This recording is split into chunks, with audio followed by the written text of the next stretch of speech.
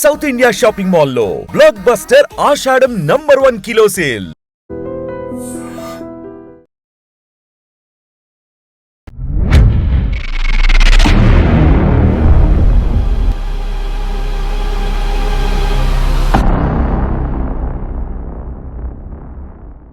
తనకు మైనార్టీ తీరకుండానే పెళ్లి చేశారని, పెళ్ళైన 16 సంవత్సరాల తర్వాత ఒక భార్య భర్త మీద కేసు వేస్తే అది చెల్లుతుందా లేదా?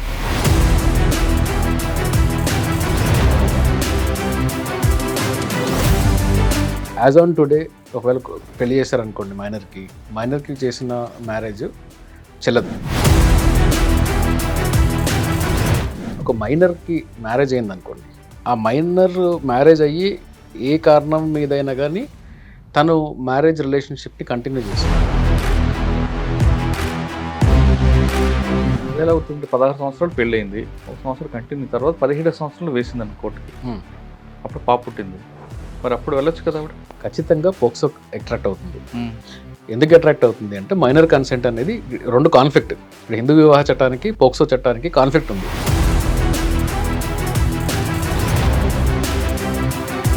తల్లిదండ్రుల హక్కు, ఇద్దరు కలిసి ఉన్నప్పుడు పిల్లలు విడిపోయినప్పుడు ఈ పాప నాది బాబు నాది, వాళ్ళకి ఊహ వచ్చే వరకు నా దగ్గర ఉండాలంటే తల్లి, కాదు నాకు ఇవ్వాలంటాడు తండ్రి. ఎందుకంటే తల్లి కోపం ఎక్కువ, ఫైనాన్షియల్ ప్రాబ్లమ్స్ ఉన్నాయి కాబట్టి. ఈ ఇష్యూని ఎలా షార్ట్ అవుట్ చేయాలి? తల్లి హక్కు తండ్రి హక్కు కాదు, పిల్లల హక్కు.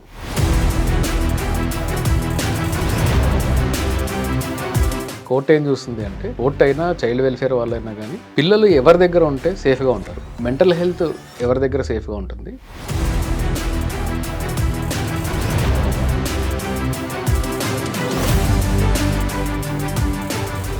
వెల్కమ్ టు లాయర్ సాబ్. తనకు మైనార్టీ తీరకుండానే పెళ్లి చేశారని, పెళ్ళైన 16 సంవత్సరాల తర్వాత ఒక భార్య భర్త మీద కేసు వేస్తే అది చెల్లుతుందా లేదా? ఒకవేళ వేస్తే ఏమవుతుంది, వెయ్యకపోతే ఏమవుతుంది, వేస్తే ఎలాంటి శిక్ష పడుతుంది? ఇది దీంతో పాటు ఎక్కడైనా అక్రమాలు జరిగితే, అన్యాయం జరిగితే కొంతమంది పబ్లిక్ లిటిగేషన్ వేస్తుంటారు. అది ఎవరైనా వేయచ్చా? వేసేటప్పుడు వాళ్ళకున్న క్రెడిబిలిటీ ఏంటి అని చూస్తారా లేదా? 2, 3 భార్యాభర్తలు విడిపోతుంటారు. విడిపోయినప్పుడు వాళ్ళకి పిల్లలు ఉంటే ఎవరైతే మేజర్ అయ్యే వరకు కొంతవరకు తల్లి దగ్గర ఉండాలంటది. కానీ ఆ తల్లి కోపిష్ట అయితే, తల్లి ఆర్థికంగా తక్కువ ఉంటే తండ్రి దగ్గర ఉండాలా, లేదు తల్లి దగ్గరే ఆ బాధలు భరించి ఉండాలా, లేదు పిల్లలకు వ్యతిరేకంగా మా దగ్గరే పెంచాలని హక్కు తల్లిదండ్రులకు ఉందా లేదా? ఈ 3 అంశాలపై మనం క్లారిటీగా తెలుసుకుందాం. హైకోర్టు అడ్వకేట్ శ్రీకాంత్ చింతల్ గారు ఉన్నారు, ఆయన అడిగి తెలుసుకుందాం. సార్ నమస్తే అండి. నమస్తే అండి. మళ్ళీ సార్, ఒక భార్యాభర్తల మధ్యన కలిసి ఉంటారు, 16-18 సంవత్సరాలు అయిన తర్వాత, అంటే ఇప్పుడంటే ఏం లేవు కానీ ఒకప్పుడు పిల్లలు మైనార్టీ తీరక ముందే 10th క్లాస్ 9th క్లాస్ పెళ్లి చేసిన రోజులు అవి. పెళ్ళైన తర్వాత 16-17 సంవత్సరాలు అయ్యి పిల్లలు ఇంటర్మీడియట్కి వచ్చేసరికి డిగ్రీ అవుతారు. అప్పుడు వాళ్ళ మధ్యన ఏదో చిన్న విభేదం వస్తారు. ఎవరో నాలాంటి వాళ్ళు సలహా ఇస్తారు, అంతా బాగుంది, నీకు మైనార్టీ తీరక ముందు పెళ్లి చేశారు కాబట్టి ఆ కేసు పెట్టచ్చు, కేసు పెడితే నీ మీద రేప్ కేసు వస్తుంది, రేప్ కేసు పెట్టు అని ఒక సలహా ఇచ్చారండి. అది పెడితే ఇది రేప్ కేసు కింద ఉంటుందా, లేదు 16 సంవత్సరాల తర్వాత జరిగింది కాబట్టి దీని కోర్టు ఏ విధంగా పరిగణన తీసుకుంటుంది? 16 సంవత్సరాలు కాదండి, అంటే ఇప్పుడు యాజ్ ఆన్ టుడే జరిగే వాటిల్లో మాత్రం విదిన్ టైం ఒకవేళ సాధారణంగా రేప్ కేసులో మైనార్టీ తీరకం జరిగిందంటే రేప్ కేసు వస్తుంది, అది it can be converted to rape. Okay, దాంట్లో ఎంత శిక్ష పడుతుంది? ఇప్పుడు 16 సంవత్సరాల తర్వాత పెడితే ఎంత వస్తుంది? యాజ్ ఆన్ టుడే ఒకవేళ పెళ్లి చేశారనుకోండి మైనర్కి చేసిన మ్యారేజ్ చెల్లదు. సెక్షువల్ యాక్ట్ జరిగిందనుకోండి, ఖచ్చితంగా సెక్షువల్ యాక్ట్లో కూడా పోక్సో అట్రాక్ట్ అవుతుంది. ఎందుకంటే మేజర్ పర్సన్ అయ్యి ఇప్పుడు యాజ్ ఆన్ టుడే, అది ఎప్పుడో 10 సంవత్సరాల కింద చెప్తాను. 2 సినారియోలు చెప్తాను. ఈ రోజు జరిగింది 10 సంవత్సరాల తర్వాత వెలుగులోకి వస్తే ఫ్యూచర్ కూడా. అండ్ ఇప్పుడు 2020 జరిగితే మీరు అన్నట్టు 35-45 వస్తే పోక్సో వస్తుంది. అప్పుడు బయట పోక్సో లేదు, అప్పుడు కూడా పోక్సో రాదు. హిందూ వివాహ చట్టంలో అయితే రాదు. ఎందుకు రాదు అంటే, హిందూ వివాహ చట్టంలోనే ఒక మైనర్కి మ్యారేజ్ అయిందనుకోండి, ఆ మైనర్ మ్యారేజ్ అయ్యి ఏ కారణం మీదైనా కానీ తను మ్యారేజ్ రిలేషన్షిప్ని కంటిన్యూ చేసింది. సెక్షువల్ యాక్ట్ అయిందా లేదా అనేది పక్కన పెడదాం కాసేపు. మ్యారేజ్ కంటిన్యూ అయింది. మ్యారేజ్ కంటిన్యూ అయిన తర్వాత, తను మేజర్ అయిన తర్వాత 18 years వచ్చిన తర్వాత రీజనబుల్ టైంలో తను కోర్టును ఆశ్రయించి, లేదంటే మైనారిటీ తీరక ముందు కూడా 18 years కన్నా ముందు కూడా ఎవరన్నా ఒక ఇమీడియట్ ఫ్రెండ్ ద్వారా కానీ ఫ్యామిలీ మెంబర్ ద్వారా కానీ కోర్టును ఆశ్రయించి ఈ పెళ్లి చెల్లదు, నేను మైనర్ని అని చెప్పొచ్చు. 18 years దాటిన తర్వాత కూడా విదిన్ రీజనబుల్ టైంలో కోర్టుని ఆశ్రయించి ఈ మ్యారేజ్ చెల్లదు, నేను మైనర్గా ఉన్నప్పుడు పెళ్లి చేసుకున్నాను అని చెప్తే వితౌట్ ఎనీ ప్రొసీజర్ కూడా అంటే చాలా ఎక్కువ ప్రొసీజర్ ఏమి ఉండదు దానిలో. ఏజ్ చెక్ చేస్తారు, బేసిక్ ఫార్మాలిటీయే. ఆ మ్యారేజ్ని రద్దు చేస్తారు. ఇప్పుడు రద్దు చేసే టైం లిమిట్లో వాళ్ళు ఆ అమ్మాయి అప్రోచ్ అయితే రద్దు అవుతుంది. ఒకవేళ రద్దు చేసే టైం లిమిటేషన్ దాటేసింది అనుకోండి, ఫర్ ఎగ్జాంపుల్ మ్యారేజ్ అయిన తర్వాత 3 ఏళ్ళు దాటేసి తర్వాత ఆ అమ్మాయి కోర్టుకు వెళ్ళింది అనుకోండి, అప్పుడు 16 ఏళ్ళప్పుడు నాకు పెళ్ళయింది, 17 ఏళ్ళకే నాకు పాప పుట్టింది అంటే బొక్సో కేసు కుదరదు. ఎందుకంటే మ్యారేజ్లో కంటిన్యూ చేశారు కాబట్టి. అది క్రమేణా ఏమైంది, మ్యారేజ్లోకి కన్వర్ట్ అయిపోయింది, మ్యారేజ్ కూడా లీగలైజ్ అయిపోయింది, మ్యారేజ్ రెగ్యులరైజ్ అయిపోయింది. తను విదిన్ టైంలో యాజిటేట్ చేయలేదు. ఇప్పుడు ఆ టైంని పెంచాలి, 5 ఇయర్స్కి పెంచాలి అని చెప్పి ఒక వాదన పార్లమెంట్లో బిల్ పెండింగ్ ఉంది. అది ఎలా అవుతుంది? 16 సంవత్సరాలు పెళ్ళయింది, 1 సంవత్సరం కంటిన్యూ, తర్వాత 17 సంవత్సరాలు వేసిందని కోర్టుకి, అప్పుడు పాప పుట్టింది, మరి అప్పుడు వెళ్ళొచ్చు కదా ఆవిడ? యాజ్ ఆన్ టుడే జరిగి ఉండుంటే అలాంటి సిచ్యువేషన్ ఖచ్చితంగా పోక్సో అట్రాక్ట్ అవుతుంది. ఎందుకు అట్రాక్ట్ అవుతుంది అంటే మైనర్ కన్సెంట్ అనేది 2 కాన్ఫ్లిక్ట్. ఇక్కడ హిందూ వివాహ చట్టానికి పోక్సో చట్టానికి కాన్ఫ్లిక్ట్ ఉంది. అలాంటప్పుడు ఇక్కడ క్రైమ్ ఉంది కదా, కన్సెంట్ అనేది ఇంపార్టెంట్ కదా. ఈవెన్ అదర్వైజ్ కూడా మ్యారేజ్ ఇల్లీగల్ కదా. సో ఇల్లీగల్ మ్యారేజ్ మీద మళ్ళీ మీరు సెక్షువల్ యాక్ట్ చేశారు కదా, కాబట్టి 20 ఏళ్ళ జైలుకి పోవాల్సిందే, దాంట్లో డౌట్ లేదు. పెళ్ళైన తర్వాత పాప పుట్టినా బాబు పుట్టినా దట్ ఈస్ ప్రూఫ్. సో ఖచ్చితంగా 20 ఏళ్ళ జైలు మాత్రం పోవాల్సిందే, ఖచ్చితంగా పోవాల్సిందే, దానిలో డౌటే లేదు. నేను చెప్పిన సినారియో ఏంటంటే కేవలం ఇది కంటిన్యూ అయ్యి మ్యారేజ్ సబ్స్టాన్షియల్ పీరియడ్ కంటిన్యూ అయ్యి ఆ తర్వాత విదిన్ లిమిటేషన్ ఆ అమ్మాయి వచ్చి నాకు మైనారిటీ తీరకముందే పెళ్ళైందని చెప్పకపోతే, ఎప్పుడో 10 ఏళ్ళకో 15 ఏళ్ళకో వచ్చి లేదు అప్పుడు నేను మైనర్ని కదా అంటే అది కుదరదు, చట్టం ఒప్పుకోద్దని. అప్పటికే అది రెగ్యులరైజ్ అయిపోయి ఉంటుంది, చట్టం ఒప్పుకోద్దని.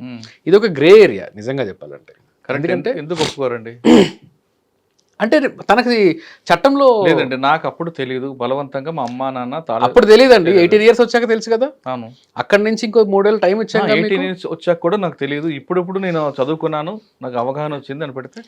మేజర్స్కి ignorance of law is not exception. నాకు చట్టం తెలియదు కాబట్టి నేను పలానా పని చేశారు, నాకు చట్టం తెలియదు అని చెప్పడం అనేది ఎక్సెప్షన్ కాదు.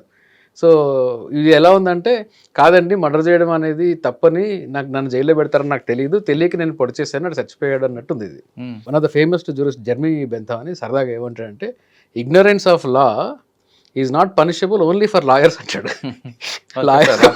లాయర్స్కి మాత్రం చట్టం తెలియకపోతే అది మాత్రం పనిష్మెంట్ కాదండి. కాబట్టి తనకి 18 ఇయర్స్ వచ్చిన తర్వాత ప్రిజంప్షన్ ఏంటి అంటే, ఈ అమ్మాయి రీజనబుల్ టైం, అందుకని టైం కూడా ఇచ్చారు. వెంటనే 18 ఇయర్స్ రాగానే వెంటనే కోర్టుకు వచ్చి అట్లేం లేదు, మీరు సబ్స్టాన్షియల్ టైం ఉంది కదా. సో మీరు మేజర్ వ్యక్తికి చట్టం తెలిసి ఉండాలి, అది ప్రిజంప్షన్. లేదంటే ప్రతి ఒక్కరు నాకు చట్టం తెలియదు కాబట్టి నేను ఇది చేశాను అంటారు. అది ఇద్దరు సివిల్ అయినా క్రిమినల్ అయినా ఏదైనా కానీ చట్టం తెలిసి ఉండాలి. అచ్చా, ఇప్పుడు భార్య భర్త మీద కేసు పెట్టాలంటే అక్కడి నుంచి ఆమెకు జరిగిన మెంటల్ హెరాస్మెంట్ వాటి మీద పెట్టాలి, కానీ పెట్టచ్చు, అది ఓకే. కానీ మైనారిటీ మీద మళ్ళీ అంటే లిమిటేషన్ అయిపోయిన తర్వాత కుదరదు.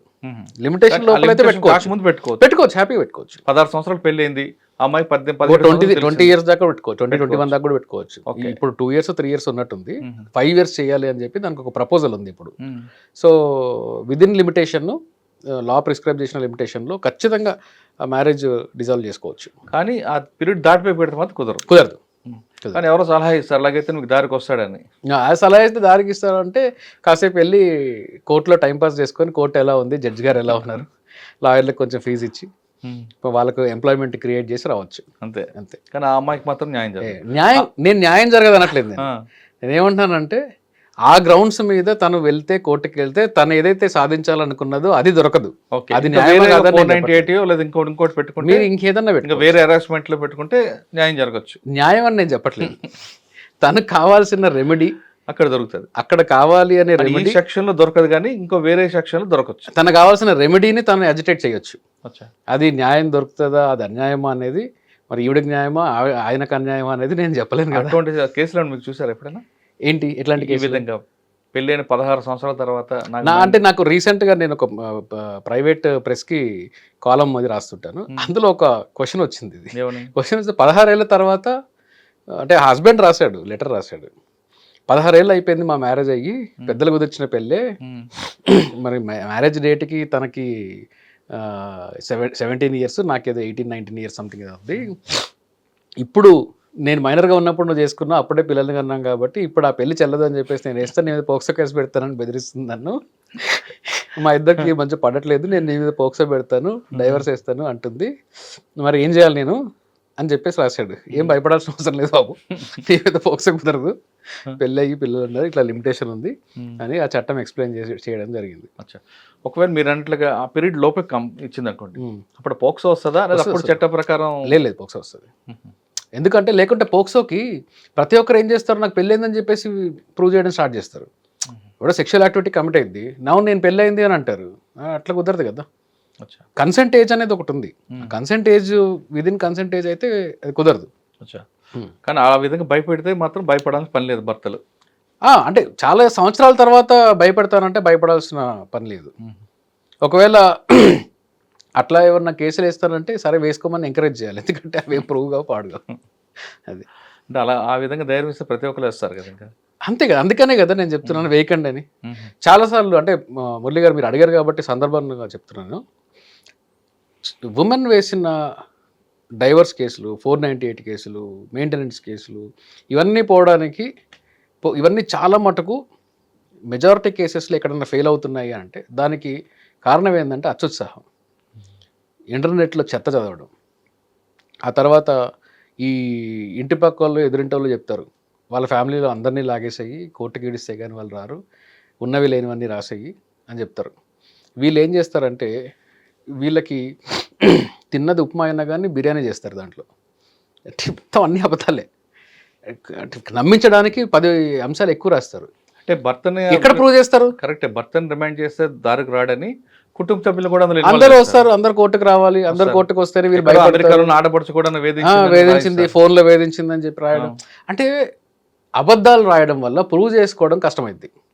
ప్రూవ్ చేసుకోవడం కష్టమైనప్పుడు ఏమవుతుంది, వాళ్ళ కేసులు ఓడిపోతారు. అంటే వాళ్ళకి కేసు ఓడిపోవడం కాదు కదా, కాంప్రమైజ్ అవ్వాలి, లేదా వాడిని విక్టిమ్ని వాడిని కావాలి, కాంప్రమైజ్లు కూడా ఎవరన్నా మంచిగా కాంప్రమైజ్ అయినా అవ్వాలి, లేదా భర్తకి బాగా వేధించాలి అనేది వాళ్ళ ఇంటెన్షన్. వేధింపులే. మీకు డైవర్స్ దాకా వచ్చిన తర్వాత న్యాయం కోసం ఫైట్ చేసే వాళ్ళు చాలా అరుదుగా ఉంటారు. మ్యాక్సిమం మెజారిటీ కేసుల్లో, మేము చూసే కేసుల్లో కూడా ఈగో బ్యాటిల్సే ఎక్కువ. ఎవరో ఒకరిది ఉంటుంది ఈగో బ్యాటిల్, కొన్ని సందర్భాలు ఇద్దరిది కూడా ఈగో బ్యాటిల్ ఉంటుంది. అంటే కొన్ని కేసుల్లో రియాలిటీ ఉన్నాయండి, కాదు డెఫినెట్లీ రియాలిటీస్ ఉంటాయి, కానీ ఫేక్ కేసులు ఎక్కువ కనిపిస్తుంటాయి. ఫేక్ కేసులో నేను ఫేక్ కేసులు అని కూడా అన్నాను. మీకు సుప్రీంకోర్టు చేసిన కామెంట్స్ని, హైకోర్టులు చేసిన కామెంట్స్ని కూడా నేనేం అప్రూవ్ చేయను. I don't by that. ఎందుకంటే దీనిలో మెజారిటీ ఫాల్స్ కేసులు ఉంటున్నాయని సుప్రీంకోర్టు అన్నది కూడా తప్పే. మెజారిటీ ఫాల్స్ కేసులు ఉండట్లా. ఏమవుతుందంటే మెజారిటీ కేసెస్లో వీళ్ళు ప్రూవ్ చేయలేని అంశాలని పెట్టడము, ఓవర్ ఎక్సైట్ అయిపోయి అసలు పెట్టకూడని అంశాలు, చెప్పకూడని అంశాలు, కంటెస్ట్ చేయకూడని అంశాల మీద ఎక్కువ కాన్సన్ట్రేట్ చేయడము, వీటి వల్ల అవి ఫాల్స్ కేసులుగా చూపించబడుతున్నాయి. నేను ఈ ఫాల్స్ కేసులు అన్నాను, తను నిజంగానే కూడా హెరాస్మెంట్కి గురై ఉండొచ్చు, కానీ కేసుని బిల్డప్ చేయడంలో వీళ్ళు అబద్ధాలు చెప్పడంలో ఏమవుతుందంటే వాళ్ళ కేసులు పోతాయి. అంటే వాళ్ళకే నష్టం జరుగుతుంది. మీకు క్లాసిక్ ఎగ్జాంపుల్స్, భర్త ఇంపార్టెంట్ అని చెప్పి, సెక్షువల్గా పనికిరాడు అని చెప్పేసి చాలామంది కేసులు పెడతా ఉంటారు, ప్రూవ్ కూడా చేయలేరు. ఇంపార్టెన్స్ ప్రూవ్ చేయడం అంత ఈజీ ఏం కాదు. అది తీరా చూస్తే అతనికి ఇంపార్టెంట్ అయి ఉండడు, వేరే చాలా కారణాలు ఉంటాయి, కానీ వీళ్ళు ఇంపార్టెన్సీ గ్రౌండ్స్ మీద కేసు వేస్తారు, ప్రూవ్ చేయలేరు. ఇంపార్టెన్సీ గ్రౌండ్స్ అని నేను ఇంపార్టెంట్ అని చెప్పేసి సమాజంలో ప్రచారం చేశారు, ఇందువల్ల నాకు డ్యామేజ్ అయింది, నేనే దీనిలో విక్టిమ్ అని చెప్పేసి ఇతను వాళ్ళ మీద దావా వేయకపోతే చాలు. ఇట్లా టెస్ట్ కూడా ఉంది కదండి. అదే అండి, ప్రూవ్ చేయడం కష్టము. వీళ్ళకి నాలెడ్జ్ లేక ఇలాంటి ఫాల్స్ గ్రౌండ్స్లో వెళ్ళిపోతారు. ఎవరు అడ్వైజులు ఇస్తారో తెలియదు, కానీ చాలా కేసెస్ ఉన్నాయి. సార్ ఒక కేసు చెప్తా. భార్య భర్తలు పెళ్ళయింది, చక్కగా ఉన్నారు, ఒక చిన్న ఈగో మిరెంట్లకి ఈగో వచ్చింది. అందులో ఆయన మీద కంప్లైంట్ ఇవ్వాలి. ఆ ఇంట్లోనే ఇద్దరు కలిసి ఉన్నప్పుడు లోన్ పెట్టి ఇల్లు తీసుకున్నారు, ఇంట్లో ఇద్దరు ఉంటున్నారు. ఈ అమ్మాయి శాలరీ మీద ఆయన వేరే దేని పెట్టుకుంటే, కారు కోసం లోన్ ఆయన పెట్టుకుంటే ఇంటికి సంబంధించిన ఈ అమ్మాయి శాలరీకి అటాచ్ అవుతుంది. అంతవరకు బాగానే ఉంది.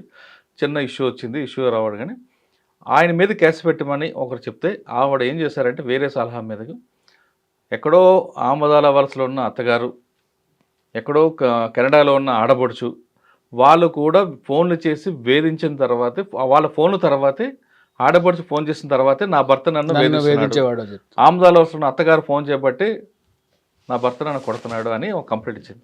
ఇది ప్రూవ్ చేయడం కష్టం, కానీ వాళ్ళిద్దరికీ శిక్ష పడుతుందా? అంటే 498 స్కోప్లో చాలా తక్కువ అండి శిక్షలు పడడము. మెజారిటీ కేసెస్లో శిక్షలు పడవు, ఎందుకంటే ప్రూవ్ చేయడం కష్టం అవి. వాళ్ళు ఫోన్ చేస్తే ఇతను గొడవ పడ్డాడు అంటే, దేనికోసం ఫోన్ చేశాడు? అదే ఈ ఫోన్ చేస్తే గొడవ పడ్డాడు అనేది ప్రూవ్ చేయడం చాలా కష్టం. ఫోన్ చేసిన ప్రతిసారి గొడవ పడుతున్నాడు అంటే గొడవ పడ్డానికి ముందు కోఇన్సిడెంటల్గా వాళ్ళు ఫోన్ చేస్తున్నారేమో అంతే కదా. అవన్నీ ప్రూవ్ చేయడం కష్టం అండి. అవి పెట్టడానికి పెడతారు, ఏంటంటే అది కూడా తప్పు. నేను ఎంకరేజ్ చేయను దాన్ని, నేను కూడా చెప్తుంటాను క్లయింట్స్కి. అంటే వాళ్ళని ఇందులో లాగితే ఈయన దారిలోకి వస్తాడు అనేది వీళ్ళ ఇంటెన్షన్. మోస్ట్లీ సెటిల్మెంట్స్ కోసం ఇట్లాంటివి చేస్తూ ఉంటారు. దానికి ఆ సెటిల్మెంట్ లో కూడా అసలు గొంతమ కోరికలండి, ₹1,00,00,000 ఆస్తి ఇవ్వడం అవన్నీ.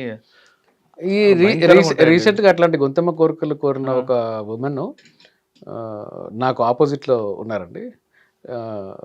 వాళ్ళు మొత్తం అంతా లాస్ట్లో ఈ సెటిల్మెంట్స్ కోసమే ట్రై చేశారు, కానీ లాస్ట్లో అవన్నీ మేమేం పప్పులు ఉడకనివ్వలేదు.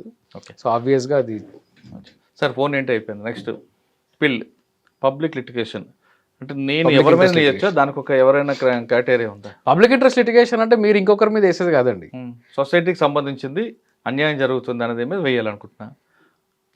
సొసైటీకి సంబంధించి అన్యాయం జరుగుతుంది వ్యక్తిగతంగా వేయడం కాదు, సొసైటీకి అన్యాయం జరుగుతుంది నేను వేయొచ్చా?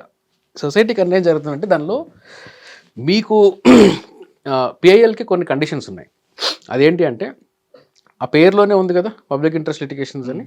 సో ఈ పబ్లిక్ ఇంట్రెస్ట్ లా అనేది పబ్లిక్ ఇంట్రెస్ట్ ఉన్నా నాకు వ్యక్తిగతంగా ఏమైనా మీకు నాకు లావాదేవీలు తేడా వచ్చాయి అనుకోండి, నేను వేస్తా ఆ విధంగా. అందుకనే దీన్ని ఏమంటారు అంటే publicity interest litigation, private interest litigation అంటుందండి. మీకు జూహీ చావ్లా క్లాసిక్ ఎగ్జాంపుల్. జూహీ చావ్లా ఒక పిఐఎల్ వేస్తే ఐ థింక్ ఢిల్లీ హైకోర్టు అనుకుంటా 5 లక్షలు ఏమో ఫైన్ వేసింది ఆవిడ మీద. ఇది పబ్లిక్ ఇంట్రెస్ట్ లిటిగేషన్ కాదు, పబ్లిసిటీ ఇంట్రెస్ట్ లిటిగేషన్ అని చెప్పి. దానిలో ఏంటి అంటే లాజిక్ ఏంటి అంటే, మీరు ఒక సమస్య ఉంది, ఫర్ ఎగ్జాంపుల్ మీ ఆఫీస్ ముందు రోడ్లో గతుకులు ఉన్నాయి బాగా, ఈ రోడ్డు బాగు చేయడానికి పిల్ వేయడానికి లేదు, ఎందుకంటే ఇది మీ ఆఫీస్ ముందున్న రోడ్డు. దానికి ఏదో ఒక మున్సిపాలిటీ వాళ్ళకో లేకుంటే ఈ అథారిటీస్కో డిస్ట్రిక్ట్ రెవెన్యూ అథారిటీస్కో వాళ్ళకి ఏదో రిప్రజెంటేషన్లు ఇచ్చారు, వాళ్ళు లేకపోతే హైకోర్టుకి వెళ్ళి రిట్ జ్యూరిస్డిక్షన్లో అడగొచ్చు.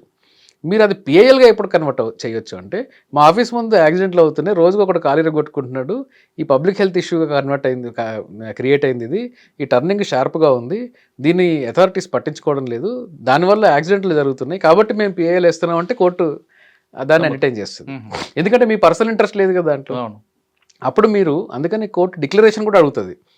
మీరు పిఐఎల్ వేసినప్పుడే ఈ పిఐఎల్ వేసే వ్యక్తికి ఈ అంశంతో కానీ దీని నుంచి వచ్చే రిజల్ట్తో కానీ ఎటువంటి డైరెక్ట్ లబ్ధి లేదు, ఇతని పర్సనల్ ఇంట్రెస్ట్ లేదు, ఈ పర్సనల్ ఇంట్రెస్ట్ లేదు అని నేను ధృవీకరిస్తున్నాను, ఒకవేళ ఉన్నట్లయితే నేను శిక్షార్హుడిని కూడా అని చెప్పి మీరు డిక్లరేషన్ ఇవ్వాలి.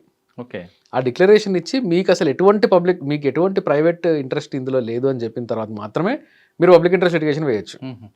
కానీ కొంతమంది పిల్లు వేస్తారు, తర్వాత వాటితో కాంప్రమైజ్ పెట్టుకుంటారు. ఈ పిల్లు వేసాక కాంప్రమైజ్లు ఏమి ఉండవు. ఎందుకు అంటే కాంప్రమైజ్ ఉంటే అంటే బేరం కుదుర్చుకుంటారు. పిల్ స్కోప్ ఏంటంటే అండి, ఇప్పుడు ఫర్ ఎగ్జాంపుల్ మీరు ఒక సమస్య, ఫర్ ఎగ్జాంపుల్ మీకు ఇక్కడ మీ ఆఫీస్ వెనకాల ఒక వాటర్ బాడీ ఉండింది, ఈ వాటర్ బాడీని ఎవడో ఎంకరేజ్ చేస్తున్నాడు, గవర్నమెంట్ వాటర్ బాడీని ప్రొటెక్ట్ చేయాలి అని చెప్పి మీరు ఆ చిన్న పాండ్ని ప్రొటెక్ట్ చేయండి అని హైకోర్టులో పిల్ వేశారు. హైకోర్టు పిల్ వేసిన తర్వాత ఈ ఎంకరేజ్ చేసి బిల్డింగ్ కట్టుకునేవాడు మీతో వచ్చి ఏం కాంప్రమైజ్ అవుతాడు? అది మీది కాదు కదా. కాదు. సో కోర్టుకి ఏం చెప్పాలి వాళ్ళు అంటే పిల్లు ఒకసారి మీరు పిఐఎల్ వేసిన తర్వాత అది మీరు కోర్టుకి ఇన్ఫార్మ్ చేసినంత వరకే, తర్వాత కోర్టుకి గవర్నమెంట్కి మధ్యలో ఉంటుంది. ఇంకా అది అవును, ఆ ఎంకరేజ్ చేసే వాళ్ళు ఎవరు, గవర్నమెంట్ ఏం యాక్షన్ తీసుకుంటుంది, ఆ ల్యాండ్ని ఎలా ప్రొటెక్ట్ చేయాలి, వాటర్ బాడీని ఎట్లా ప్రొటెక్ట్ చేయాలి, ఎన్వైరన్మెంట్ని ఎట్లా ప్రొటెక్ట్ చేయాలి, ఆ ఇష్యూ ఎవరి మధ్యలో వెళ్ళిపోతుందంటే ఇంకా కోర్టే చూసుకుంటుంది. మీకు ఇంకా డైరెక్ట్ సే ఏం ఉండదు. మీరు మీ వాదనలు వినిపించవచ్చు, మీరు కోర్టుని అసిస్ట్ చేయొచ్చు, but court will take decision. ఇక మీ కాంప్రమైజ్ లేదు. 1-2 సార్లు పిల్లు వేసిన తర్వాత మీరు ఇందాక చెప్పినట్టుగా పిల్లు లాయరు పిల్లు లిటిగేషన్ ఫీల్డ్ ముద్ర పడింది అనుకోండి, ఈయన మీద ఈయనతో నేను పిల్లు వేయిస్తాను సెటిల్ చేసుకోకపోతే అని ఇంకో థర్డ్ పార్టీ వెళ్ళి బెదిరిస్తాడు. అలాంటివి చేసే చిల్లర దందాలు చేసే వాళ్ళు చాలా మంది ఉన్నారండి. ఒక అపార్ట్మెంట్లు కడుతుంటే కూడా ఆ అపార్ట్మెంట్ కింద ఏదో వాటర్ ఉన్నది, నాలా క్లోజ్ అవుతుందని చెప్పేసి పిఐఎల్ వేసి గ్రీన్ ట్రిబ్యునల్స్ దాకా పోయిన వాళ్ళు కూడా తెలుసు నాకు. సో ఈ చిల్లర దందాలు చేసే వాళ్ళందరూ ఈ తరహా కేసు ఏమైనా వచ్చేదా మీ నోటీస్కి? నా నోటీస్కి డైరెక్ట్గా రాలేదు, బట్ ఐ హ్యావ్, నాకు నాలెడ్జ్ ఉంది అందులో. అంటే చాలా జెన్యున్గా చేసిన వాళ్ళు కూడా ఉన్నారు. ఇప్పుడు మనకు ఈ అవుట్స్కట్స్లో one of the biggest real estate గ్రూప్ని ఫైట్ చేస్తున్నారు. ఐడియా పేరు ఏంటంటే కొల్లూరు సరౌండింగ్స్, దీంట్లో ఇక్కడ ఫైట్ చేస్తున్నారు. అది ఆ ఫైల్ నేను చూశాను. అందులో మంచి ఫేవరబుల్ ఆర్డర్ తీసుకున్నారు. ఇప్పుడు ఇంకేదో పిఐఎల్ కూడా మూవ్ చేస్తున్నాం దాంట్లో చూశాను నేను. అయితే ఫస్ట్ అది నా దగ్గరకు వచ్చినప్పుడు కూడా నేను ఏమనుకున్నాను అంటే, ఇందులో ఏమన్నా కమర్షియల్ ఇంట్రెస్ట్ ఉందా, ఇందులో ఏదన్నా పర్సనల్ ఇంట్రెస్ట్ ఏమైనా ఉందా అని కూడా చూశాను నేను. చూస్తే ఏం లేదు. ఓకే. హ్యూజ్ మనీ ఇన్వాల్వ్ అయ్యింది దాంట్లో. Real estate, almost real estate వ్యాపారం కూడా స్టాల్ అయ్యే పరిస్థితికి వచ్చింది దాంట్లో. But genuine issue. అంటే ఆ విధంగా పబ్లిక్ కోసం చేసే వాళ్ళు ఉన్నారు, చాలా మంది ఉన్నారు. ఈ దందాలు చేసే వాళ్ళు ఎలాగ ఉంటారు, ఎక్కడ పబ్లిక్ కోసం చేసి చాలా మంది ఉన్నారు, చాలా మంది. ఇప్పుడు దందాలు మీకు చేసేవాళ్ళు పిఐఎల్లో మీకు ఎన్ని కేసులు, ల్యాండ్ మార్క్ కేసెస్ చాలా ఉన్నాయి. రీసెంట్గా కూడా చెప్పాను, ఇప్పుడు మనకు sexual harassment at work place act ఉంది, అది పిఐఎల్ నుంచి వచ్చింది. విశాఖ గైడ్ లైన్స్ అంటాం కదా, ఆ యాక్ట్ వచ్చింది ఒక పిఐఎల్లో వచ్చిన ఆర్డర్ని బేస్ చేసుకొని, తర్వాత గవర్నమెంట్ ఒక చట్టం రూపంలో తీసుకొని వచ్చి women protection at sexual harassment at work place అని ఆ యాక్ట్ తీసుకురావడం జరిగింది.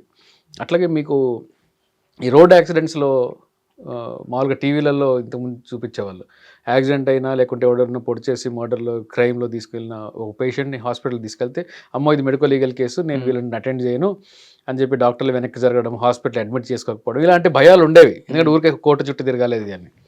అప్పుడు కోర్టు ఏం చెప్పిందంటే, ఢిల్లీ హైకోర్టు ఏమన్నదంటే, ఇట్లా మీరు ట్రీట్మెంట్ ఆపడానికి వీల్లేదు, ఎవరైనా కానీ యాక్సిడెంట్ అయినా ఇంకేదన్నా ప్రాణాపాయ స్థితిలో వస్తే ఫస్ట్ నువ్వు మెడికల్ లీగల్ కేసా ఏంటా అనేది చూడకుండా ప్రైమరీ కేర్ అందించడం అనేది మీకు హాస్పిటల్గా డాక్టర్స్గా మీ బాధ్యత అని చెప్పి ఒక పిఐఎల్లో ఇచ్చింది ఢిల్లీ హైకోర్టు. దాన్ని ఇప్పుడు అందరూ ఇంప్లిమెంట్ చేస్తున్నారు. అట్లా చాలా ఉన్నాయి, నంబర్ ఆఫ్ కేసెస్. పిఐఎల్లో మీకు బయటకు వచ్చిన కేసెస్ నంబర్ ఆఫ్ కేసెస్ ఉన్నాయి, చట్టాలుగా మారిన కేసులు ఉన్నాయి చాలా మటుకు. అంటే మెజారిటీ మంచి కోసమే వేస్తుంటారు, అట్లా కాకుండా ఏదో పబ్లిసిటీ కోసం వేసినప్పుడు కోర్టులు అటువంటి వాళ్ళని కోర్టు ఐడెంటిఫై చేసి వాళ్ళకి పనిష్మెంట్ ఇచ్చే కేసులు ఉన్నాయా? అంటే మీరు ఒక చిన్న రియల్ ఎస్టేట్ టైం వేస్ట్ చేశారు కదా, ఒక చిన్న రియల్ ఎస్టేట్ దందాలో దీనిలో నుంచి డబ్బులు వస్తాయి అని ఆశ పెట్టుకున్న వాడికి అంత ఉంటే, ఎంతో కాలం లాయర్స్గా పనిచేసి, జడ్జిలుగా పనిచేసి, హైకోర్టుకి అయ్యి, హైకోర్టు తర్వాత చీఫ్ జస్టిస్ అయ్యి, చీఫ్ జస్టిస్ పక్కన ఇంకొక జడ్జి కూర్చొని, ఇద్దరు జడ్జిలు సీనియర్ డివిజన్ బెంచ్లో ఇద్దరు జడ్జిలు కూర్చొని వింటూ ఉంటే ఒక హైకోర్టులో, వాళ్ళకి తెలియదండి ఆ మాత్రం ఇది ప్రైవేట్ ఇంట్రెస్ట్. అదే వాళ్ళు ఇంట్రెస్ట్ టైం వేస్ట్ చేశారు, పనిష్మెంట్ వేసే ఫైన్, భారీగా ఫైన్లు పడతాయి. జూహీ చావ్లాకి ఫైన్ పడ్డదని చెప్తున్నాను కదా నేను. చాలా మందికి ఫైన్లు పడ్డాయి, 10 లక్షలు 15 లక్షల ఫైన్లు కూడా పడ్డాయి. సాధారణంగా సుప్రీంకోర్టు అయితే 50,000 లక్ష రూపాయల ఫైన్లు చాలా కామన్గా వేస్తుంటారు. కొంచెం ఒక్కొక్కసారి 5 లక్షలు 10 లక్షల దాకా ఫైన్లు పడ్డ రోజులు ఉన్నాయి. అది పిఐఎల్లోనే కాదు, పిటిషన్లో కూడా ఫ్రివిలస్ పిటిషన్లు వేస్తున్నారంటే కాస్ట్లు వేయడం అనేది మన తెలంగాణ హైకోర్టులో కూడా ఈ మధ్య కాలంలో కూడా జరిగినవి. చాలా మంది లాయర్ల మీద వేశారు, లాయర్ మీద కూడా వేశారు. జడ్జి గారు లాయర్ మీద భారీ ఫైన్, ఐ థింక్ 10 lakhs ఏమో ఫైన్ వేశారు. వేసి మళ్ళీ అది అప్పీల్కి వెళ్ళింది. ఇప్పుడు అప్పీల్ స్టేజ్లో ఉంది అది. సార్ ఇంకొక కేసు, తల్లిదండ్రుల హక్కు. ఇద్దరు కలిసి ఉన్నప్పుడు పిల్లలు విడిపోయినప్పుడు ఈ పాప నాది బాబు నాది, వాళ్ళకి ఊహ వచ్చే వరకు నా దగ్గర ఉండాలంటే తల్లి, కాదు నాకు ఇవ్వాలంటాడు తండ్రి. ఎందుకంటే తల్లి కోపం ఎక్కువ, ఫైనాన్షియల్ ప్రాబ్లమ్స్ ఉన్నాయి కాబట్టి. వీళ్ళిద్దరు మధ్య నలిగిపోతున్న పిల్లలు, అక్క దగ్గర తమ్ముడు దగ్గర, లేదా అన్న దగ్గర తమ్ముడు దగ్గర, ఇలాంటి ఈ ఇష్యూని ఎలా షార్ట్అవుట్ చేయాలి? ఫస్ట్ ఆఫ్ ఆల్ ఇది తల్లి హక్కు తండ్రి హక్కు కాదు, పిల్లల హక్కు. కోర్టు ఏం చూస్తుంది అంటే, కోర్టు అయినా చైల్డ్ వెల్ఫేర్ వాళ్ళైనా కానీ ఏం చూస్తారంటే, పిల్లలు ఎవరి దగ్గర ఉంటే సేఫ్గా ఉంటారు, మెంటల్ హెల్త్ ఎవరి దగ్గర సేఫ్గా ఉంటుంది, వాళ్ళ వెల్బీయింగ్ ఎవరి దగ్గర బాగుంటుంది, వీళ్ళు ఎవరితో ఎక్కువ అటాచ్మెంట్లో ఉన్నారు అనేది కోర్టు పరిగణించే అంశం. సో ఇప్పుడు ఫర్ ఎగ్జాంపుల్, మదర్కి ఫైనాన్షియల్ కెపాసిటీ లేదు, ఫాదర్కి ఉంది అని చెప్పేసి ఫాదర్ నాకు ఫైనాన్షియల్ కెపాసిటీ ఉంది కాబట్టి నేను పిల్లల్ని నాకు ఇచ్చేయండి అంటే కుదరదు. ఫైనాన్షియల్ కెపాసిటీ నీకు ఉంది కాబట్టి నువ్వు డబ్బులు ఇవ్వు, మదర్ చూసుకుంటుందని చెప్తుంది కోర్టు. కాబట్టి అది ఫైనాన్షియల్ కెపాసిటీ బేసిస్ మీద డిసైడ్ అయ్యేది కాదు. ఫైనాన్షియల్ కెపాసిటీతో పాటుగా పిల్లలు మదర్ దగ్గర ఉంటే వాళ్ళు ఎలాంటి వాతావరణంలో పెరుగుతారు, ఆ ఇంట్లో కల్చర్ బాగాలేదు, తనకి సో అండ్ సో ఇష్యూస్ ఉన్నాయి, తనకు ఫర్ ఎగ్జాంపుల్ స్కిజోఫీనియా ఉంది, మెడికల్ ఇష్యూ ఉంది, కోపం ఎక్కువ ఉంది. ఇప్పుడు ఒక కేసులో, రీసెంట్గా ఒక కేసులో family court, Hyderabad family court ఒక ఉమెన్ దగ్గర నుంచి కస్టడీ తీసుకొని ఫాదర్కి ఇచ్చారు, ఎన్ఆర్ఐ ఫాదర్కి ఇచ్చేసారు. అది కూడా అది ఏంటంటే న్యాచురల్గా మదర్ అయినప్పటికీ కూడా పిల్లల ఏజ్ 6 years 8 years అయినప్పటికీ కూడా జనరల్గా మదర్ దగ్గర ఉంటారు పిల్లలు. కోర్ట్స్ కూడా మదర్ న్యాచురల్ గార్డియన్గా కొంత ఏజ్ వచ్చే వరకు మదర్ దగ్గర పెడతారు. స్టిల్ కోర్ట్ ఏం డిసైడ్ చేసిందంటే కొన్ని వీడియోలు, తన బిహేవియర్, జడ్జి గారి ముందు ఆ అమ్మాయి బిహేవియర్ ఇవన్నీ చూసిన తర్వాత అసలు నువ్వు నా ముందే ఇంత కోపంగా ఉన్నావు, నా ముందే ఇంత కోపంగా బిహేవ్ చేస్తున్నావు, ట్రయల్ చేస్తుంటే నాకే సరిగ్గా సమాధానం చెప్పట్లేదు, నీ దగ్గర పిల్లలు ఎలా పెరుగుతారు, సో నీ దగ్గర పిల్లలు పెరిగితే వాళ్ళ మెంటల్ హెల్త్ పాడవుతుంది అని చెప్పి ఆవిడ దగ్గర నుంచి పిల్లల్ని తీసుకొని ఫాదర్కి ఇవ్వడం జరిగింది రీసెంట్గా. అది కాబట్టి పిల్లల హక్కు. మీకు ఇంకొక క్లాసిక్ కేసు చెప్తాను.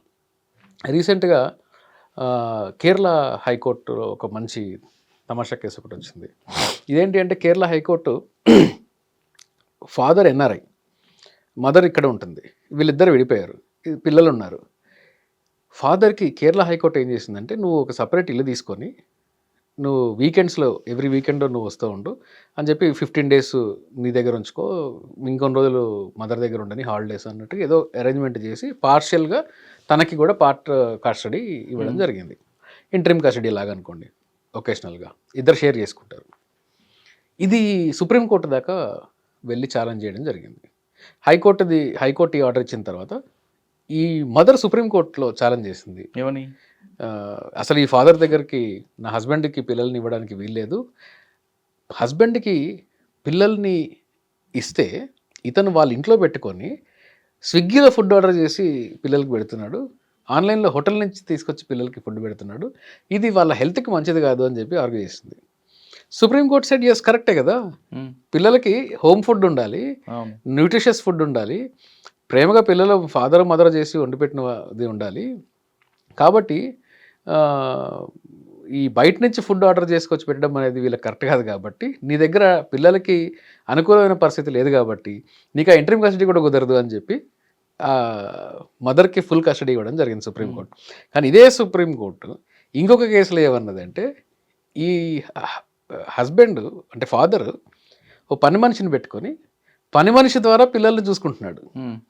కోర్టు ఏమన్నదంటే పని మనిషి ద్వారా పిల్లల్ని చూసుకోవడం తప్పు కాదు, ఇతను వర్కింగ్ పర్సన్ కదా, సో పని మనిషిని పెట్టి వంట చేయించి పని మనిషి దగ్గర పిల్లల్ని చేయించి చైల్డ్ కేర్ చేయడం అనేది తప్పు కాదు అని చెప్పేసి ఈ కేసులో అన్నది. రెండుకి వ్యత్యాసం చూడండి. అది కరెక్టే కదా, హోమ్ ఫుడ్ వేరు, అవుట్ సైడ్ ఫుడ్ వేరు. ఎస్. సో ఇక్కడ అన్నిట్లో ఏముంది, చైల్డ్ వెల్ఫేర్ అనేది సెంటర్ పాయింట్. సో చైల్డ్ వెల్ఫేరే సెంటర్ పాయింట్ తప్ప నా హక్కు, తండ్రిగా నా హక్కు, తల్లిగా నా హక్కు కాదు. సమాజం ఎంత ఫెయిల్ అయింది అంటే తల్లిదండ్రులు అని చెప్పుకునే దీనిలో సమాజం ఎంత ఫెయిల్ అయిందో చూడండి. వంట అంటే తల్లి మాత్రమే చేస్తుంది, డాడీ అంటే ఆఫీస్కి వెళ్ళేసి డబ్బులు తీసుకొస్తాడు, సాయంత్రం వీలైతే అమ్మని కొడతాడు, లేదంటే మమ్మల్ని తిడతాడు. ఇట్లాంటి ఒక ఒపీనియన్ సమాజంలో కోర్టుల్లో కూడా ఉంది. ఫాదర్ ఇప్పుడు కాదు కదా, ఇప్పుడు పురాణం. అదే అంటే ఈ చేసే పనులు కూడా జెండర్ స్పెసిఫిక్ పనులు చేయడం వల్ల ఒక సుప్రీం కోర్టు వచ్చి నువ్వు ఆన్లైన్లో ఫుడ్ ఆర్డర్ చేస్తున్నావు, నువ్వు వంట చేయలేవు కదా, నువ్వు ఆన్లైన్లో ఫుడ్ ఆర్డర్ చేస్తున్నావు అంటే ఇది సమాజం సిగ్గుపడాల్సిన విషయం. ఇది ఏంది అంటే మీరు చిన్నప్పటి నుంచి ఆడపిల్లల్ని మాత్రం వంటింట్లో పెట్టి మగపిల్లల్ని బయట తిప్పి కనీస పేరెంటింగ్ కూడా రాకుండా చేశారు. ఇట్స్ ఏ సిస్టమిక్ ఫెయిల్యూర్ కదా. చాలా బ్రాడ్ ఆస్పెక్ట్స్ చూడాలి మనం దీనిలో. ఎందుకంటే రేపు పొద్దున వీళ్ళు ఆ కస్టడీలో ఈరోజు కస్టడీ బ్యాటిల్లో ఇరుక్కున్న పిల్లలు కూడా రేపు పొద్దున వాడు తండ్రి అవుతాడు, ఆ అమ్మాయి తల్లి అవుతుంది. మరి అయినప్పుడు వీళ్ళు వాళ్ళ పిల్లలకి ఏం నేర్పిస్తారు, ఏం చేస్తారు? కాబట్టి ఇది ఒక సిస్టమిక్ ఫెయిల్యూర్ కూడా మనం చూడాలి దాన్ని. సార్ ఫైనల్గా civil matter, criminal matter, police స్టేషన్కి వచ్చి నాకు డబ్బులు ఇవ్వలేదనో ఇంకో విషయంలో ఎవరైనా చెప్తే ఇది సివిల్ మ్యాటర్, కోర్టుకు వెళ్ళి అంటారు. కోర్టుకు వెళ్తే టైం పడుతుంది కాబట్టి థర్డ్ పార్టీకి అప్రోచ్ అవుతారు. అది బెస్టా, లేదు పోలీసు వాళ్ళే థర్డ్ పార్టీ రౌడీలాగా వాళ్ళే కన్వర్ట్ అయ్యి పోలీస్ స్టేషన్లో దందాలు చేస్తారు? లేదు, అసలు ముందు ఎఫ్ఐఆర్ ఇష్యూ చేసి అవతల పార్టీ మీద ఎంక్వైరీలో అది సివిలా క్రిమినల్ అని డిసైడ్ అయిన తర్వాత క్లోజ్ చేసుకుంటే అది బెస్ట్. అసలు ఎఫ్ఐఆర్ లేకుంటే ముందే రిజెక్ట్ చేస్తున్నారు, అది బెస్ట్ అంటారా?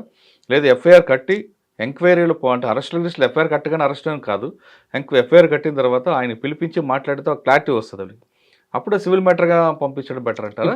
పోలీస్ స్టేషన్ పరిధి కొత్త హిందీ చట్టాల్లో కూడా, కొత్త బిఎన్ఎస్ఎస్లో కూడా పోలీస్ స్టేషన్లో ఎఫ్ఐఆర్ రికార్డ్ చేయడము అంతకుముందు చట్టానికి దీనికి కొంచెం వ్యత్యాసం ఉంది. ఏంటంటే ప్రిలిమినరీ ఇన్వెస్టిగేషన్ని ఇప్పుడు ప్రజెంట్ చట్టం అలౌ చేస్తుంది. ఈవెన్ కాగ్నిజబుల్ అఫెన్సెస్ అనుకున్న వాటి కొన్నిట్లో కూడా ప్రిలిమినరీ ఇన్వెస్టిగేషన్ ఉంది. ఈ ప్రిలిమినరీ ఇన్వెస్టిగేషన్ చేసి వీళ్ళు అసలు ఇందులో క్రైమ్ లేదు అని రీజన్స్ రికార్డ్ చేసి ఇది సివిల్ మ్యాటర్ కిందకి వస్తుంది అని చెప్పేసి ప్రిలిమినరీ ఇన్వెస్టిగేషన్లో కూడా పోలీసులు చేసే రైట్ ఈరోజు ఉంది కదా, రైట్. కాబట్టి ప్రిలిమినరీ ఇన్వెస్టిగేషన్లో చేయొచ్చు. ప్రిలిమినరీ ఇన్వెస్టిగేషన్ పూర్వ చట్టంలో అయినా ఇప్పుడు చట్టంలో అయినా కానీ ప్రిలిమినరీ ఇన్వెస్టిగేషన్లో పోలీసు వాళ్ళు చేయాల్సింది ఏంటంటే ఎవరు అంటే దీంట్లో డబ్బులు ఇన్వాల్వ్ అయ్యాయా, సివిల్ కేసు ఇన్వాల్వ్ అయ్యిందా అని కాదండి చూడడం. వాళ్ళు ప్రైమ్ ఆఫెసే కేసులో కాగ్నిజబుల్ అఫెన్స్ ఉందా లేదా ఇంతవరకే చూడాలి. కాగ్నిజబులా నాన్ కాగ్నిజబులా చూడాలి, ఇంతవరకే చూడాలి. ప్రైమ్ ఆఫెసే అది కూడా. ఎవిడెన్స్లోకి వెళ్ళి డీటెయిల్స్లోకి వెళ్ళి నీ స్టేట్మెంట్లు తీసుకురా, నీ చెక్కులు తీసుకురా, ఇవన్నీ కుదరదు. మీకు ఒక అఫెన్స్ వచ్చింది, అఫెన్స్ వచ్చినప్పుడు దీనిలో చీటింగ్ ఇంగ్రీడియంట్ ఉందా లేదా? ఎస్ ఉంది, ఎఫ్ఐఆర్ చేయి. చీటింగ్ ఇంగ్రీడియంట్ లేదు, ఫర్దర్ ఎంక్వైరీ చేయాలనుకుంటున్నావా, ఫర్దర్ ఎంక్వైరీ చేస్తే ఇంకొక పక్షాన్ని విలువ. ఇంతవరకు చేయడానికి ప్రస్తుత చట్టం అలౌ చేస్తుంది. కానీ అకార్డింగ్ టు మీ అది తప్పు. పాత చట్టంలో ఏదైతే ఉన్నదో దాన్నే మిస్యూజ్ చేసిన పోలీస్ వ్యవస్థ మనది. ఇప్పుడు ఉండే ఈ ప్రిలిమినరీ ఇన్వెస్టిగేషన్ని మామూలుగా అబ్యూజ్ అయ్యారు. ఈరోజు మీరు చూడండి, నిన్న హైకోర్టు ఎంత సీరియస్ అయ్యింది అంటే పోలీస్ స్టేషన్ల మీద. మీరు సివిల్ దందాలను చూసిన కోర్టులకు కూడా రాకుండా పోలీస్ స్టేషన్లో కూర్చోబెట్టి మీరు సివిల్ కేసుల్లో జోక్యం చేసుకుంటూ మీరు అక్కడ సెటిల్మెంట్ దందాలు చేస్తున్నారు. పోలీసు వాళ్ళు ఇది ఆగకపోతే సీరియస్ అవుతామని చెప్పేసి లాస్ట్ 15-20 డేస్ నుంచి హైకోర్టు చాలా పోలీస్ స్టేషన్ల మీద సీరియస్ అవుతుంది. అవును, ఈరోజు మెయిన్ న్యూస్లో కూడా అన్ని ఆల్మోస్ట్ చాలా పేపర్స్లో మెయిన్ న్యూస్లో కూడా వచ్చింది ఈరోజు అది. సో అది తప్పండి. మీరు అడిగిన రెండో ప్రశ్న, ఒకవేళ ఎఫ్ఐఆర్ నమోదు చేసిన తర్వాత ఇన్వెస్టిగేషన్ చేసి, నా క్వశ్చన్ ఏంటంటే ఫస్ట్ సివిల్ గన్ పంపించారంట, వాడు రౌడీలకో ఎవరికో అప్రోచ్ అవుతాడు. అదే వస్తున్నా. అలా కాకుండా ఎఫ్ఐఆర్ ఇష్యూ చేస్తే వాళ్ళకి ఒక రైట్ వస్తుంది పోలీస్కి. సో ఎఫ్ఐఆర్ ఇష్యూ చేయాలా అనే దానిలో ప్రతి దానిలో బై డిఫాల్ట్ ఎఫ్ఐఆర్ ఇష్యూ చేయాలనే దాంట్లో ఆల్రెడీ అంతకుముందు చట్టంలో కూడా క్లారిటీ ఉంది. అదేంటి అంటే నేను చెప్పాను కదా, ప్రైమ్ ఆఫెసే కాగ్నిజబుల్ అఫెన్స్ ఉందా లేదా అనేది చూసుకొని వాళ్ళు ఆ కాగ్నిజబుల్ అఫెన్స్ ఉంటే ఎఫ్ఐఆర్ రిజిస్టర్ చేయాలి. ఎఫ్ఐఆర్ రిజిస్టర్ చేయడం వల్ల ఉండే అడ్వాంటేజ్ ఏంటి అంటే మీరు అన్నట్టు ఈ థర్డ్ పార్టీలు రౌడీల దగ్గరికి వెళ్ళి సెటిల్మెంట్ గాల దగ్గరికి వెళ్ళి వాళ్ళు కూర్చొని సెటిల్మెంట్ చేయండి అని చెప్పేసి ఆస్కారాలు తగ్గిపోతాయి. కాబట్టి ఎఫ్ఐఆర్ చేసి ఎంక్వైరీ చేసిన తర్వాత దానిలో కావాలంటే ఫాల్స్ రిపోర్ట్ వేసుకోండి, దీనిలో కేసు లేదు, మొత్తం సివిల్ ఉందని చెప్పేసి క్లోజ్ చేసుకోవచ్చు. అది పోలీసు వాళ్ళకి ఎప్పటికీ రెమెడీ ఉంది. చేయకుండా మీకు ఇంకొక యాంగిల్ చెప్తాను. మీరు అడిగిన దానిలో ఆశాభావంతో అడిగారు, కానీ నేను ఇంకొక యాంగిల్ చెప్తాను. ఈ 3 థర్డ్ పార్టీ సెటిల్మెంట్ బ్యాచ్ అని చెప్పారు కదా మీరు, వాళ్ళే పోలీసులకు చెప్పి మీరు ఎఫ్ఐఆర్ కట్టండి సార్, ఆ ప్రెజర్లో పెట్టి మేము సెటిల్ చేస్తామని చెప్పి పోలీసు వాళ్ళతో కొలియడ్ అయ్యి ఎఫ్ఐఆర్ చేయించి వీళ్ళు అవుట్ ఆఫ్ కోర్టు సెటిల్మెంట్ చేసి ఈ డబ్బులు వచ్చిన తర్వాత పోలీసు వాళ్ళతో కూడా పంచుకుంటున్నారు. అది చేస్తారు. లేదు పోలీసు వాళ్ళు కట్టలేదు, సివిల్ మ్యాటర్ పంపించండి సార్ అంటే సివిల్ మ్యాటర్ అనగానే వాళ్ళు ఏం చేస్తారంటే సెటిల్మెంట్ చేసుకుంటారు. లేదు పోలీసు వాళ్ళు వాళ్ళకి ఫోన్ చేశారనుకోండి అవతల పార్టీకి, ఈ సివిల్ మ్యాటర్ అంటే మీరు ఎందుకు ఎంటర్ఫేర్ అవుతున్నారని పోలీస్ ఆఫీసర్ల దగ్గర నోటీస్ తీసుకెళ్ళి కోర్టు తీసుకెళ్లే బాపత కూడా ఉంది. అవును, ఈ రెండింటి మధ్య పోలీసులు నలిగిపోతున్నారు. పోలీసులు నలిగిపోవడం లేదు. నేను ఇప్పటిదాకా నలిగిపోయిన పోలీసులను చూడలేదు. నలిపిన పోలీసులనే చూస్తాను కానీ నలిగిపోయిన పోలీసులను చూడలేదు. అంటే చాలా మంది అంటే వాళ్ళ ఇంటెన్షన్ కూడా అందరికీ నెగిటివ్. నాకు మీకు వచ్చే ఒక 2 నిమిషాలు, ఒక కేసులో నిజంగానే వాళ్ళు విక్టిమ్ కానీ ఏం చేయలేరు. ఒక చిన్న ఎగ్జాంపుల్ చెప్తాను మీకు. ఒక షాపు రెంట్కి ఇచ్చారు, వాడు టైం అయిపోయింది 5 years, ఖాళీ చేయట్లేదు సార్, మాకు పొల్యూషన్కి వెళ్తే ఇది మాది కాదు, ఫోర్సిబుల్ వెకెట్ చేయడం మా డ్యూటీ కాదు, కోర్టుకు పోమంటారు. అవును, కోర్టుకు పోవాలంటే టైం పడుతుంది. దాంతో ఒక లీడర్ దగ్గరికి వెళ్తారు. ఆ లీడర్ వీడికి పిలిపించి వాడి పిలిచి సెటిల్మెంట్ చేసి వీడికే షాప్ ఖాళీ చేయించినందుకు గాను గుడ్ విల్ ఇప్పించి నమస్కారం అని చెప్పి బయటకు వస్తారు. అవును, అదే పోలీసు హెల్ప్ చేయాలనుకుంటే టైం అయిపోయింది కాబట్టి 448 కింద దీంట్లో పెట్టి చీటింగ్ కేసు లేదు బెదిరించడం ఒక సెక్షన్ పెట్టి యాడ్ చేస్తే వాడిని పిలిపిస్తే ఒక ఎఫ్ఐఆర్ ఇష్యూ అనుకో, ఆటోమేటిక్ వాడే సెటిల్మెంట్కి వస్తాడు కదా. అంటే కాదులేండి, అట్లా చేయడం కరెక్ట్ కాదు. పోలీసు వాళ్ళు ఒకవేళ అట్లాంటి ఇష్యూస్లో నిజంగా ఇన్వాల్వ్ కాకుండా నేను దీన్ని ఎంటర్టైన్ చేయను అంటే పవర్లెస్ ఫెలోస్కే అట్లాంటివి జరుగుతూ ఉంటాయి. కొంచెం పవర్ ఉన్నోడికి కూడా అడ్డమైన సెక్షన్ అని పెడతారు, పోతే తిట్టాడండి, మా ఆవిడ చీర పట్టుకొని లాగాడండి, ఇలాంటివన్నీ పిచ్చి కేసులన్నీ పెడతా ఉంటారు. పెట్టి ప్రెజర్లో పెట్టి సెటిల్మెంట్ చేయడం అనేది చాలా కామన్గా చూస్తూ ఉంటాం. చాలా మంచి పోలీస్ ఆఫీసర్స్ కూడా ఇదే హైదరాబాద్ సిటీలో ప్రెజర్కి కూడా లొంగకుండా వాళ్ళు చేసిన వాళ్ళు ఉన్నారు. వాళ్ళు ఇప్పుడు సిటీ అవుట్స్కట్స్లో పనిచేసుకుంటున్నారు. సో ఇది సిస్టమిక్ చేంజ్ రావాలి మురళి గారు. దానికి అబ్యూజ్ అనేది మనము అబ్యూస్ చేసే విధానం చట్టంలో ఉన్నంత కాలము అబ్యూస్కి గురయ్యే వెసులుబాట్లు చట్టం కలిగించినప్పుడు అట్లాగే అడ్మినిస్ట్రేషన్ కూడా స్ట్రాంగ్గా లేనప్పుడు ఇట్లాంటివి జరగడం అనేది చాలా కామన్గా జరుగుతుంది. కాబట్టి వీటన్నిటికీ సొల్యూషన్ ఏంటి అంటే కామన్ సిటిజన్స్కి లా మీద మంచి అవగాహన, అట్లాగే ప్రతి పోలీస్ స్టేషన్లో కూడా పబ్లిక్ డొమైన్స్లో కూడా వాళ్ళ హక్కులేంటి, పోలీసులతో వీళ్ళు ఎలా ప్రవర్తించాలి, పోలీసులు వాళ్ళతో ఎలా ప్రవర్తించాలి, వాళ్ళ పరిధి ఏంటి అనే అంశాల మీద వైడ్ రేంజ్ పబ్లిసిటీ చేయడము, కంప్లైంట్ ఇవ్వడం. ఇప్పుడు బిఎన్ఎస్ఎస్లో ఆన్లైన్లో వాట్సాప్లో కూడా కంప్లైంట్ ఇవ్వచ్చు. మీరు కంప్లైంట్ రాసి వాట్సాప్లో పంపించారనుకోండి, విదిన్ 3 days పోలీస్ స్టేషన్కి వెళ్ళి మీరంటే వాట్సాప్లో పంపించడం వల్ల లేకపోతే ఈమెయిల్ చేయడం వల్ల డిజిటల్గా ఇవ్వడం వల్ల ఒక అడ్వాంటేజ్ ఏంటి అంటే మీరు విదిన్ 3 days పోలీస్ స్టేషన్కి వెళ్ళి ఆ 3 daysలోగా అక్కడ సంతకం చేసి కానీ వస్తే పోలీసు వాళ్ళు ఖచ్చితంగా దాని మీద ఎంక్వైరీ చేసి తీరాలి. మీకు అక్నాలజ్మెంట్లు ఇవ్వట్లేదు, అవన్నీ కుదరదు. సో ఇది ఒక చిన్న చెక్స్ అండ్ బ్యాలెన్స్ క్రియేట్ చేయడానికి ట్రై చేస్తారు, కానీ అది కూడా ఏం ఫుల్ ప్రూఫ్ సిస్టమ్ ఏం కాదు అది. ఓకే. సో డిజిటైజ్ చేసి 3 days లోపలే వెళ్ళాలి అనేది బాగా కనిపించినా కానీ వెంటనే ఇన్ఫార్మ్ చేసిన వెంటనే ఐడెంటిఫికేషన్ వెరిఫై చేసుకొని రిజిస్టర్ అయిన తర్వాత, ఫర్ ఎగ్జాంపుల్ ఒక వెబ్సైట్లో నేను నా ఆధార్ కార్డుతో వాటితో రిజిస్టర్ అయ్యాను అనుకోండి, తర్వాత నేను ఇన్ఫర్మేషన్ ఇస్తే దాని మీద పోలీసు వాళ్ళే నా దగ్గరకు వచ్చి తీసుకోవాలి. అట్లాంటిది ఏదన్నా ఇంకా ఫుల్ ప్రూఫ్ సిస్టమ్ క్రియేట్ చేయడానికి, ఇంకా బెటర్ సిస్టమ్స్ క్రియేట్ చేయడానికి ట్రై చేయాలి. ఇప్పుడుండే సిస్టంలో ఏంటి అంటే ఈ లాకునస్ లూప్ హోల్స్ ఉన్నాయి. ఓకే. ఇంకా ఫైనల్గా ఇంకొక క్వశ్చన్ అంటే ఫైనల్ పనిష్మెంట్, ప్రొసీజర్ పనిష్మెంట్. మన దగ్గర ఉన్న సిస్టంలో పోక్సో లేదా సెన్సేషనల్ కేసులోనే మనకు శిక్ష పడిందని తెలుస్తా, కానీ చిన్న 3 సంవత్సరాల లోపు 323 కానీ 324 ఇటువంటి సెక్షన్లో శిక్ష పడ్డాయి, వీడు జైలుకి వెళ్ళాడు అనేది 420 కేసులో కానీ మనం మర్చిపోవాలి.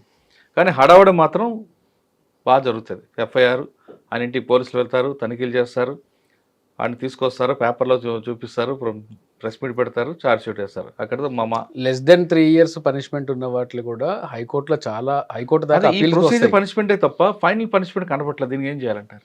ఫైనల్ పనిష్మెంట్ కనపట్లేదంటే ప్రాసిక్యూషన్ స్ట్రాంగ్గా ఉండాలి అంతే.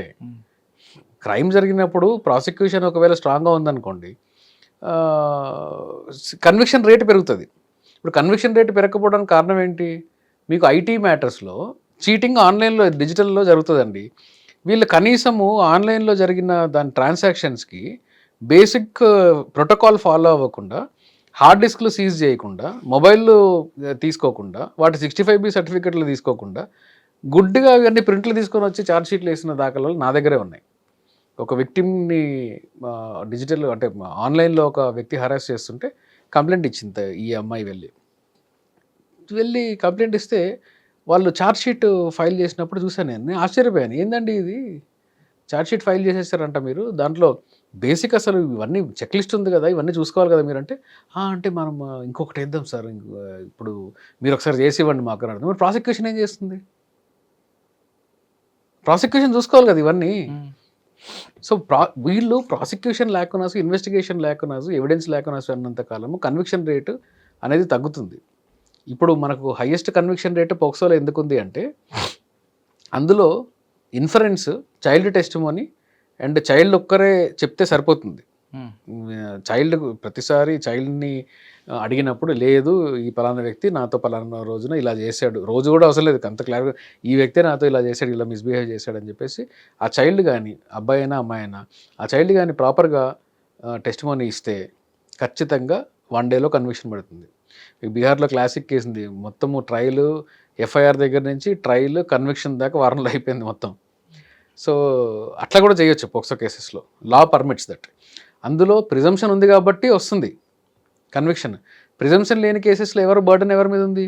ప్రాసిక్యూషన్ మీద ఉంటుంది. అందులో బర్డెన్ ఎవరి మీద ఉంటుంది? పోక్సో కేసులో వీటిలో బర్డెన్ ఎవరి మీద ఉంటుంది?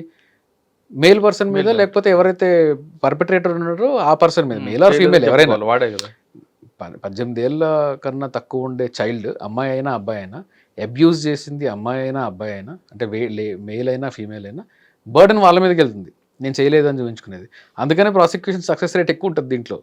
బర్డెన్ ప్రాసిక్యూషన్ మీద ఉన్నప్పుడు అన్ని లేకున్నాసే కదా, మెజారిటీ లేకున్నాసే కదా.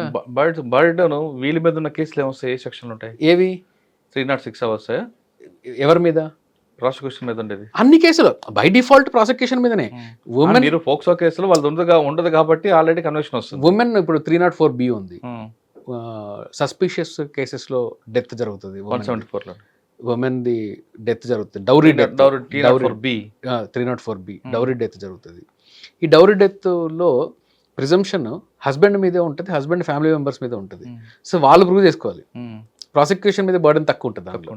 అట్లా కొన్ని చట్టాలు మాత్రమే ప్రాసిక్యూషన్ మీద బర్డెన్ లేకుండా, ఇప్పుడు 138 మ్యాటర్స్ ఉన్నాయి, చాలా కామన్గా చెక్ బౌన్స్ కేసులు. ఈ చెక్ బౌన్స్లో మీరు నాకు చెక్ ఇచ్చారు, నేను చెక్ మీరు ఇచ్చారు, బౌన్స్ అయిందని కేసు వేసాను. ప్రూవ్ నేను చేసుకోవాల్సిన అవసరం లేదు, మీరు చేసుకోవాలి ఎందుకు బౌన్స్ అయిందని. జనరల్గా అయితే కేసు నేను పెట్టాను కదా, నేను ప్రూవ్ చేయాలి, అంటే నేను ప్రాసిక్యూషన్ ఇక్కడ నేను ప్రూవ్ చేయాలి. కానీ చెక్ బౌన్స్ కేసులో నేను ప్రూవ్ చేయాల్సిన అవసరం లేదు. చెక్ నా దగ్గర ఉంది, మీరు ఇచ్చారు అంటే ప్రిజంప్షన్ ఈజ్ మీరు తప్పు చేశారు ఇవ్వకుండా, మీరు డబ్బులు కట్టకుండా తప్పు చేశారని.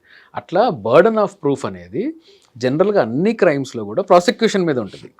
కొన్ని ఎక్సెప్షన్స్లో, సెక్షువల్ అఫెన్సెస్లో, చైల్డ్ సెక్షువల్ అఫెన్సెస్లో, అట్లాగే ఈ సస్పీషియస్ డౌరీ డెత్ కేసెస్లో, వీటిలో కొన్ని ఎగ్జంప్షన్స్ మాత్రమే బర్డన్ అనేది ఆ నిందితుడి మీద ఉంటుంది. సో వాళ్ళు ప్రూవ్ చేసుకోవాలి నేను చేయలేదని. అందుకనే అందులో అందులో మీకు కన్విక్షన్ రేట్ ఎక్కువ. లేకపోతే వీళ్ళు చేసే నిర్వాకానికి అందులో కూడా కన్విక్షన్ రేట్ ఉండదు. ప్రజలకి నిరంతరం చట్టం, న్యాయం వీటి మీద అవగాహన కల్పిస్తే ఇలాంటి లోటుపాట్లు ఉండవంటున్నారు శ్రీకాంత్ చంద్ర గారు. ఆయన చెప్తున్నట్లుగా చిన్నప్పటి నుంచి ప్రజలకి, పిల్లలకు కానీ పెద్దయ్యకి కానీ చట్టం మీద మన సెక్షన్లు ఏంటి, ఏ సెక్షన్ చేస్తే ఎలాంటి నేరం వస్తుంది, ఏ నేరానికి ఎంత శిక్ష పడుతుంది, ఎందుకు చేయాలి ఎందుకు చేయకూడదు అనే విషయాన్ని పూర్తిగా అవగాహన తెస్తే క్రైమ్ రేట్ కూడా తగ్గుతుంది అంటూ శ్రీకాంత్ గారు చెప్తున్నారు. ఇది కొన్ని అంశాలపై శ్రీకాంత్ గారితో ఎక్స్క్లూజివ్ ఇంటర్వ్యూ. మరో అంశాల్లో మళ్ళీ కలుద్దాం. అంతవరకు నమస్తే. థ్యాంక్ యూ అండి. Thank you very much. నమస్తే అండి.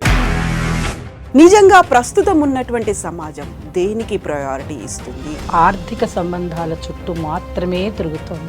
మళ్ళీ ఎన్నికలంగానే చాలా విరక్తి కలుగుతున్నాం. మంచి అనిపిస్తుంది కదా, లేడీస్ కూడా ఛాలెంజింగ్ జాబ్స్ చేసినప్పుడు చాలా బాగుంటది. ట్రాఫిక్ అసిస్టెంట్స్ గా నియమించిన ట్రాన్స్జెండర్స్ అందరితో సాల్యూట్ చేయించుకుంటున్నారు. ఫుడ్ డెలివరీ ఇవ్వటానికి వెళ్ళినటువంటి డెలివరీ బాయ్ అనిల్ పై కళ్ళ ముందు